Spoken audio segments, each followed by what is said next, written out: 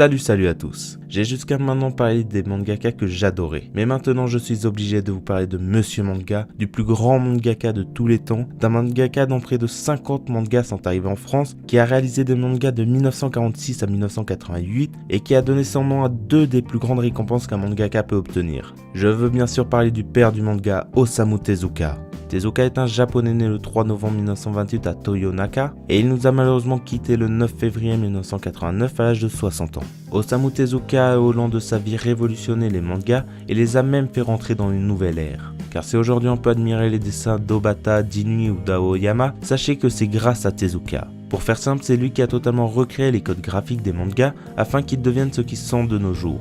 Pour vite fait vous expliquer ce que les dessins de Tezuka ont de particulier, ils sont composés de traits clairs, généreux, d'un style très explosif, mais aussi d'un découpage digne de cinématique, très vif et très rythmé. Regardez ces jeux de couleurs, ces détails et l'intelligence du découpage des cases, c'est ça le style Tezuka. Je sais que certains diront que ces dessins ne sont pas les plus beaux, mais je me permets de vous rappeler que les mangas de Tezuka ont été publiés entre 1946 et 1988, donc c'est normal qu'ils nous paraissent vieux. Mais il faut être conscient que les mangas avec de fortes nuances de couleurs et même que l'intégralité des codes graphiques des mangas actuels, on les doit à Tezuka. Pour le moment j'ai parlé uniquement du style graphique des mangas, mais il faut savoir que le style classique d'écriture des shonen a été en grande partie influencé par Tezuka.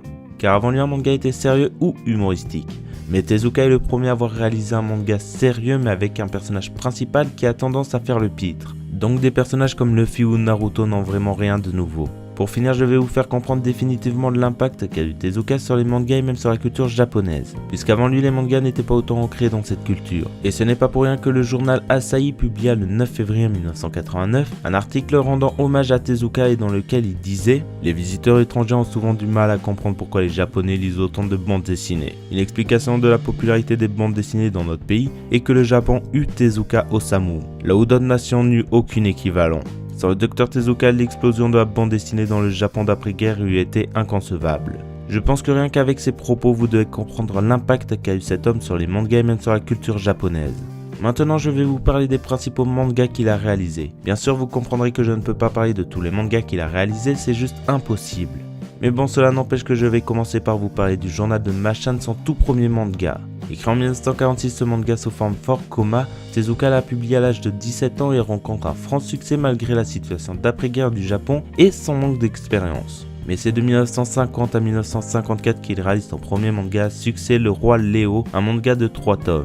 Et pour mieux comprendre l'impact de ce manga, sachez qu'encore de nos jours, ce manga a de nouvelles adaptations. La dernière est un film sorti en 2009, soit 59 ans après la sortie du premier tome du manga. Si ce n'est pas une preuve que ce manga et que ce mangaka a vraiment marqué le Japon, je ne sais pas ce qu'il vous faut. En fait si, je sais ce qu'il vous faut. Il faut que je vous parle du manga qu'a réalisé Tezuka de 1952 à 1966, Astro le petit robot. Connu principalement en Europe pour ses différentes adaptations en animé sous le nom d'Astro Boy, ce manga de 23 tomes a connu des adaptations en tout ce qui est possible et comme Le Roi Léo, le dernier film Astro Boy est sorti en 2009, mais un reboot de ses aventures est prévu pour cette année. Ça fait déjà 2 mangas mondialement connus pour Osamu Tezuka qui en 1968 est âgé de 40 ans et a déjà réalisé près de 20 séries de mangas. En 1973, Tezuka est de retour avec un nouveau manga de 17 tomes qui sera vendu à près de 176 millions d'exemplaires, Blackjack. Si vous ne comprenez pas pourquoi j'ai insisté sur les 176 millions d'exemplaires vendus pour 17 tomes, sachez que ça fait plus de 10 millions d'exemplaires de chaque tome vendu, ce qui est juste énorme.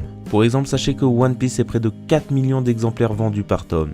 Donc je pense que l'on peut dire que Blackjack est le manga s'étant le mieux vendu de l'histoire des mangas. Bon, ces 3 mangas sont les 3 mangas les plus populaires d'Osamu Tezuka et qui nous sont arrivés en France. Mais je n'ai pas fini de vous parler de ces différentes œuvres d'art, et pour parler de ses autres succès, intéressons-nous aux récompenses japonaises qu'il a remportées. En commençant en 1957, alors que Tezuka est âgé de 29 ans, il remporte l'ultime récompense grâce à son manga La biologie en manga, un one-shot qu'il a publié cette année-là. Mais quitte à remporter le prix Shogakukan, autant avoir une vraie raison de le remporter et le gagner 2 fois dans la même année. Car en 1957, il remporte une nouvelle fois l'ultime prix, mais cette fois c'est grâce à Bihiko-chan, un autre de ses one-shots.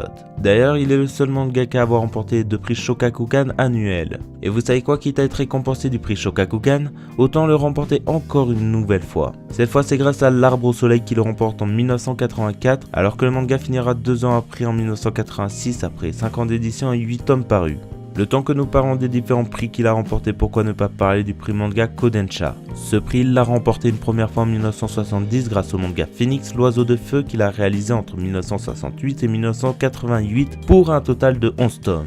Il le remportera une deuxième et troisième fois en 1977 grâce à Blackjack et à L'Enfant aux trois yeux, un manga de 13 tomes publié de 1974 à 1978. Et il ira jusqu'à le remporter une quatrième fois en 1986 grâce à son manga L'Histoire des trois Adolphes qu'il a publié de 1983 à 1985 en 4 tomes.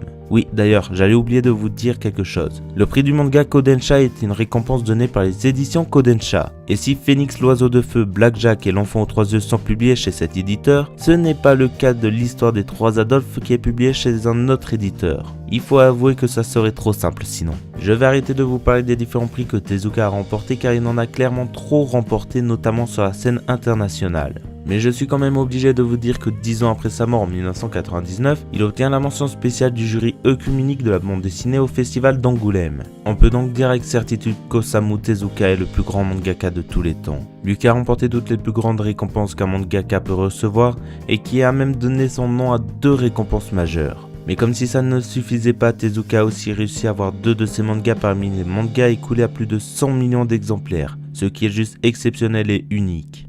Il faut aussi savoir qu'il a tellement marqué la culture japonaise qu'en 1989, peu après son décès, l'État japonais lui remet l'ordre du trésor sacré, l'équivalent de notre Légion d'honneur. Et je dirais pour finir que si aujourd'hui on peut apprécier des One Piece, des Naruto ou des Dragon Ball Z, c'est grâce à Osamu Tezuka, l'homme qui a popularisé les mangas en leur donnant des codes graphiques et scénaristiques encore respectés après qu'il nous ait quittés. Et si pour moi Obata est bien le dieu des mangas, eh bien Osamu Tezuka est tout simplement le père et le créateur des mangas.